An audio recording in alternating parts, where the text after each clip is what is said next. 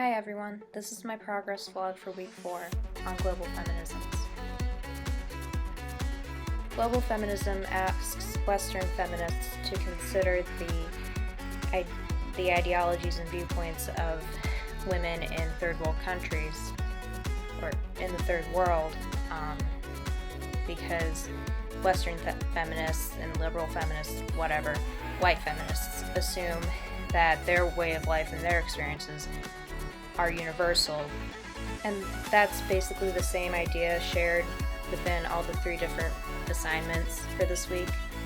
But in Zeina Aga's How Islam Made Me a Feminist TED Talk video, she discussed how, people usually assume that Islam and feminism compete with each other because, people understand Islam to be oppressive for women because the religion requires them to do X, Y, and Z, like wear a veil and dress conservatively.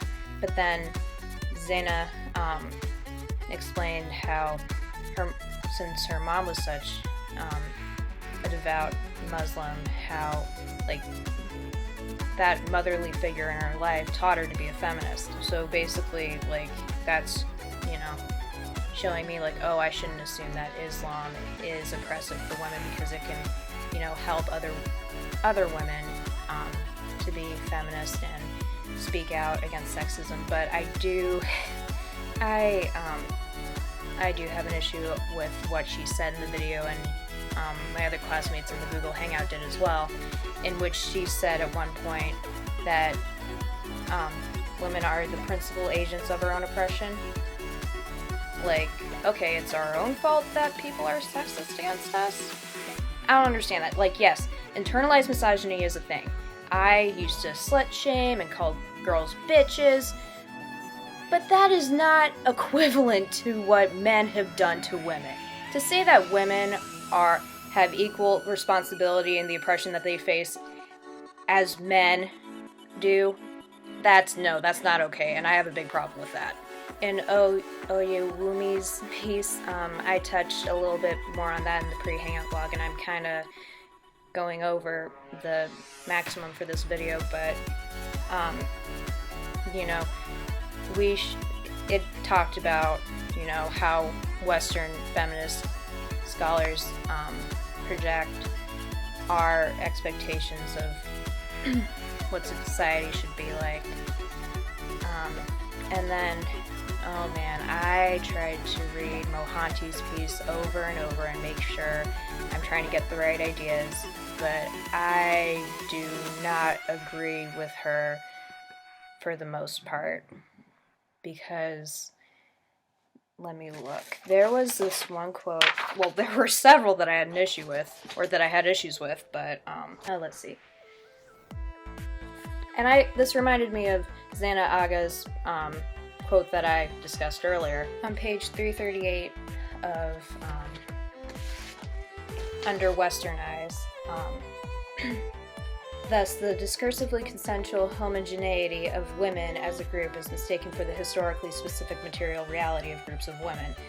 This results in an assumption of women as an always already constituted group, one which has been labeled powerless, exploited, sexually harassed, etc. by feminist scientific, economic, legal, and sociological discourses. Notice that this is quite similar to the sexist discourse labeling women weak, emotional, having math anxiety, etc. No, there's truth to saying that women historically have been powerless, exploited, sexually harassed. I do agree with global feminism that we shouldn't assume universality, and we should give people or women of different experiences a voice, but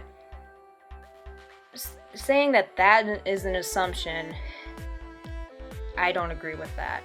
While different groups of women experience different forms of oppression under the society that they exist in, I think it's safe to generalize that women are oppressed, and that's what needs to be addressed. One last thing, I promise, but I think this is important to talk about. Anna and the rest of my classmates and I talked about, whether or not it's ethnocentric for me to say, I think it's wrong for you to wear the veil because it is oppressing you, to an Arab woman or something. Or is there a line between ethnocentrism and just saying it like it is? While I am on the fence with the veil, with such issues as female genital mutilation, I can't just say, oh, that's what such and such a culture does. Like, that is actively harming younger girls. I believe that while everyone has a right to their opinion, no one is ever obligated to respect your opinion, especially if what you believe, what you do is harmful to another human being. So while I'm on the fence with the veil because it's like, okay, maybe it's not directly harming the woman, although it may be affecting women who don't want to wear the veil, but with genital mutilation and, widowing brides in India who throw themselves on the funeral pyre, just because the husband died. Those are examples of cultural things that I can't be culturally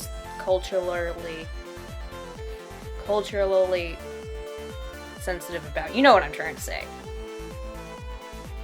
So it is just under 4 weeks since I have stopped shaving my armpits, and this is what they look like now.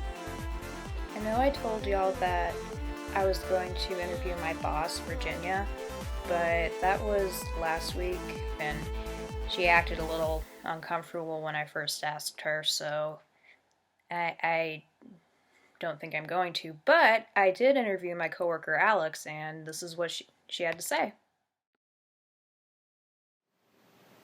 Hey everyone, this is my coworker, Alex. Hi. And she doesn't know what I'm going to do, but I'm going to show her in just a second. Alright. I've been growing out my armpit hair for the past 3 weeks. Okay. To paraphrase what Alex said, she was just kind of neutral about it. She was just, she just said, okay. I think I've been really lucky so far with this project, insofar that I haven't really had a lot of negative experiences with it. Like Virginia acting uncomfortable, it's like, whatever.